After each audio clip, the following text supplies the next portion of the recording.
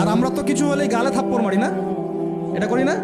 এই হাদিসটাও মনে রাখবেন, মানুষের গালে মারা নিষেধ আছে, জানতেন? আর মানুষের চেহারার মধ্যে মারা নিষেধ আছে। এই গালে চর মারা, গালে নাকে ঘুষি মারা, এই জিনিসগুলো নিষেধ আছে।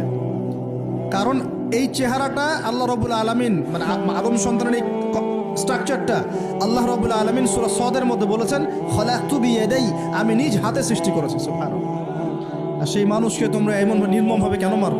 সারা বিশ্বের দিকে তাকায় দেখেন, এখন প্রত্যেকটা জায়গায় রক্ত ঝরছে। কাদের? মুসলিমদের। কাদের?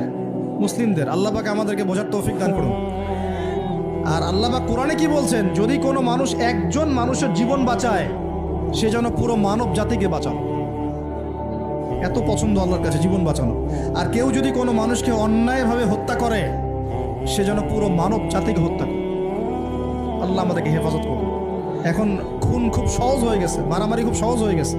হ্যাঁ, ভাই ভাইকে হত্যা করতেছে, ছেলে বাবাকে হত্যা করতেছে, বোন বোনের সাথে ভাইয়ের দ্বন্দ্ব, ভাই বোন মারামারি, প্রতিবেশী মেয়ে নিয়ে, সম্পত্তি নিয়ে, মাদক নিয়ে, কিশোর গ্যাং নিয়ে, কত কি হচ্ছে এখন।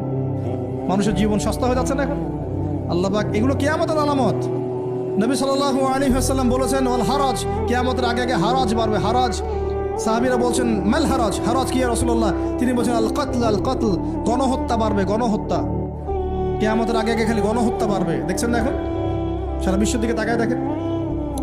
যাই হোক, এই আদ এবং সামুদ জাতিকে আল্লাহ পাক ধ্বংস করলেন। এখন সামুদ জাতিকে ধ্বংস করলেন কেন? অহংকারের কারণে, কুফর শিরকের কারণে এবং মানুষকে পিটানোর কারণে। আল্লাহ বলছেন ওদেরকে ধ্বংস করেছি কি দিয়ে? সয়হাতান ওয়াহিদা। এটা ভালো করে মনে রাখবেন, সয়হাতান ওয়াহিদা মানে একটা শব্দ দিয়ে, প্রচন্ড ধুম একটা শব্দ, খালি এই এক শব্দে সবার কানের পর্দা ফেটে ফুটে জান বের হয়ে গেছে। আল্লাহু আকবার।